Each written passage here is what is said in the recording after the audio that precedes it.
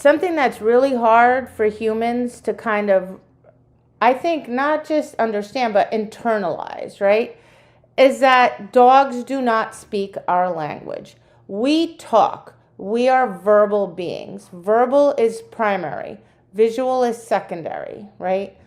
Dogs are the opposite.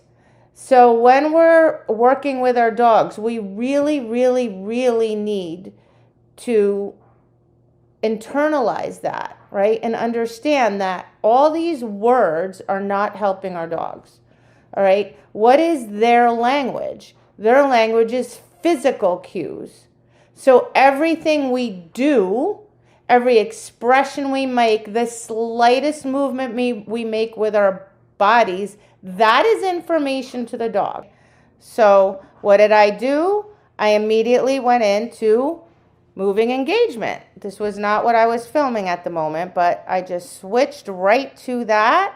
So now his engagement is on me, and he's doesn't have a single brain cell on this car. Even though my other dogs in the house are barking at the car, he's completely focused on me. Doodling. So the dog's in heel position. You're going to turn left, turn right, move forward, move backward, step sideways. Teach each one individually. Make it a super fun trick, and then mix them up. So when you're teaching dogs next to you, you're going to tease the dog. Ready, ready, ready. Shift your weight. Let's say you're going to the right. Make faces.